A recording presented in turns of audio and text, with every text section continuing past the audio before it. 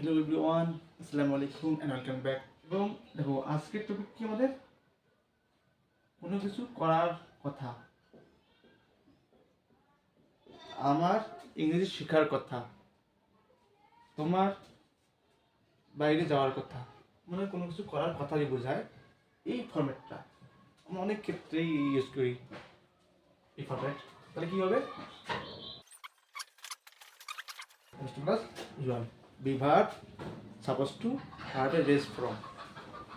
এখন বললাম আমার ইংরেজি শেখার কথা, because I can speak English, অথবা I don't know how to speak English, so I want to learn English and আমার কি ইংলিশ শেখার কথা, আমার ইংলিশ শেখার কথা।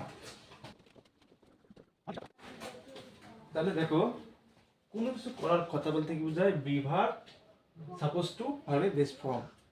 কার কথা? আমার কথা। আমার ইংলিশ কি?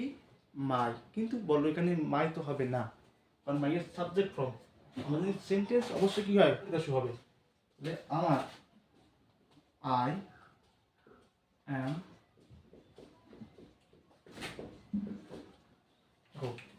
আই এম সাপোজ টু, কি কথা? শেখার কথা।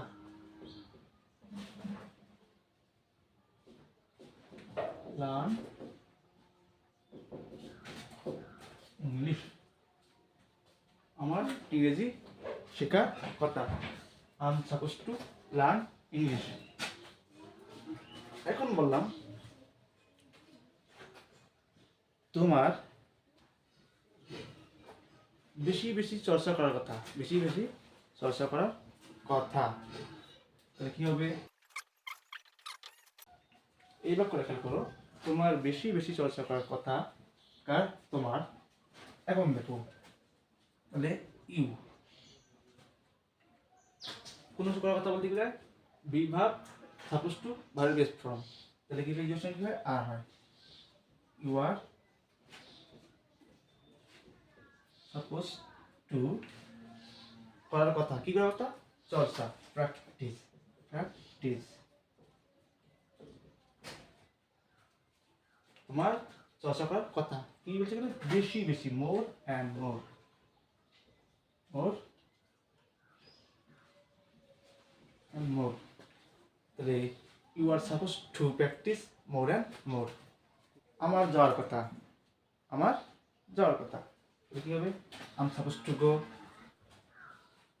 আমার ঘুমানোর কথা, আমার ঘুমানোর কথা।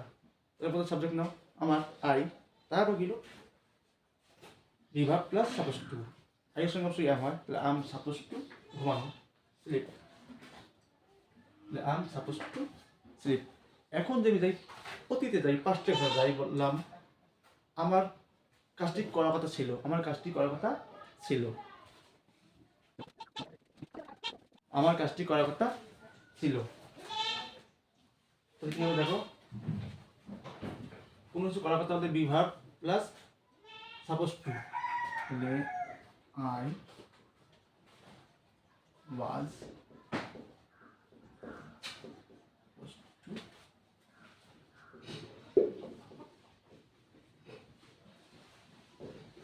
লিখে দিল I was suppose to do the work, আমার কাজটি করার কথা ছিল।